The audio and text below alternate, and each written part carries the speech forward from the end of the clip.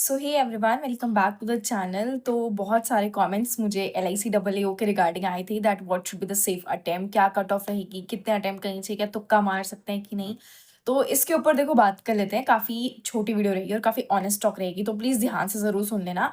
अब देखो, पहली बात तो आप लोगों को पता है कि जो LIC AAO में आपकी इंग्लिश की कट ऑफ नहीं काउंट होगी, यानी आपकी जो कट ऑफ निकलेगी वो सिर्फ क्वांट और आपकी रीजनिंग से निकलेगी, है ना। यानी कि आपका जो इंग्लिश है वो सिर्फ क्वालिफाइंग है, आपको जस्ट क्वालिफाई करना है, कट ऑफ में उसके मार्क्स काउंट नहीं होंगे। तो ऐसे में क्या है, बच्चे पूछे कि क्या सेफ अटेम्प्ट होनी चाहिए।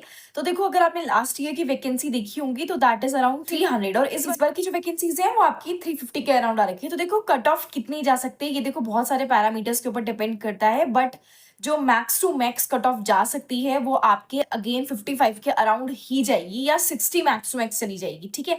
इससे ज्यादा कट ऑफ नहीं जाती है। देखो, क्योंकि इसके अंदर नेगेटिव मार्किंग नहीं है, तो आप लोग पूछ रहे थे क्या हम तुक्का मार सकते हैं। तो देखो भाई, सीधी सी बात है, क्या आप तुक्का मार करके एग्जाम निकाल सकते हैं? अगर तुक्का मार के एग्जाम निकलना होता ना, तो शायद हर दूसरा बच्चा LIC AAO में सिलेक्टेड होता। तो वही चीज है कि ये तो आपकी टोटल प्रैक्टिस के ऊपर डिपेंड करता है। आपने पूरे साल प्रैक्टिस की होगी, एक दो क्वेश्चन है जो आपको नहीं हो रहा, आपने उसमें तुक्का मार दिया, वो चीज सही है, आपने मार दी। बट आप कंप्लीटली तुक्के के भरोसे जा रहे हैं, तो देखो ये बहुत ज्यादा अनफेयर हो जाएगा।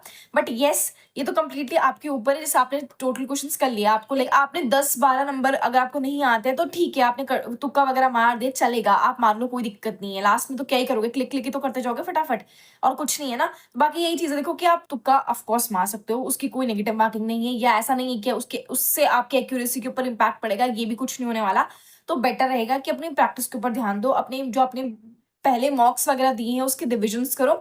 इंस्टेड की आप ये सोचो कि मैं तुक्का मार के आऊंगा, 10-12 क्वेश्चन एक्स्ट्रा उठा लूंगा, ऐसा कुछ मत करना। बाकी अब अभी तो आप कितने भी तुक्के मारो, चाहे आप पूरा पेपर ही तुक्के में उड़ा दो, कुछ किसी को फर्क नहीं पड़ने वाला। देखो, मैं सेफ अटेम्प्ट्स की बात कर लेती हूँ। जैसे लाइक मैंने जिस हिसाब से स्टडीज वगैरह करी कि सेफ अटेम्प्ट कितना जाना चाहिए, तो रीजनिंग और क्वांट की ही कट ऑफ आपको पता है इन दोनों से ही बनने वाली है। तो रीजनिंग के अंदर आपके 28 से 30 अराउंड आपके अटेम्प्ट्स होनी चाहिए, and this is your good attempts. आपके बिल्कुल 100% एक्यूरेसी के साथ 28 से 30 क्वेश्चन आपने करे होने चाहिए, ठीक है। और देखो, आपको तो पता ही है कि रीजनिंग के अंदर लाइक पजल्स में ज्यादा चाहिए होता है, अपनी स्पीड एक्यूरेसी ज्यादा, मेन फोकस पजल के ऊपर होता है, बाकी तो सारा मिसलिनियस तो हर कोई कर लेता है। और देखो, और रही बात क्वांट की, तो क्वांट के अंदर कम से कम आप 20 से 25 नंबर तो अपने टारगेट स्कोर लेकर के चलिए, टारगेट स्कोर लेकर के चाहिए। अब देखो, इस 10 से 12 नंबर, 15 नंबर तक के तो चलो स्पीड मैथ्स के पोर्शन आ जाएंगे।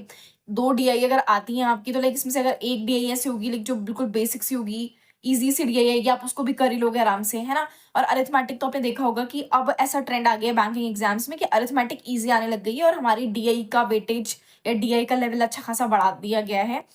तो जो भी है, एक DI तो आप लोग डुएबल कर ही लोगे। तो लाइक आपको 22 से लेकर के 25 तक अटेम्प्ट इतने क्वांट में कर लेना। तो इसी तरीके से आपकी जो कट ऑफ भी होगी वही अराउंड 55 के अराउंड जाएगी, 70 में से, ठीक है, 55-60 के अराउंड जाएगी। तो तुक्के मार सकते हैं, यस। अगर आप लोग ये ढूंढ रहे थे कि भाई क्या तुक्के मार सकते हो, तो हाँ भाई मार सकते हो, पूरा पेपर तुक्के में उड़ा दो। लेकिन ध्यान रखना कि एक्यूरेसी मैटर्स द मोस्ट, क्योंकि आपकी कट ऑफ सिर्फ रीजनिंग और क्वांट से जाने वाली है, ठीक है। सो आई होप मैंने सभी क्वेश्चंस का आंसर कर दिया होगा। वो वीडियो को ही एंड करते हैं। Thank you everyone, bye bye, take care.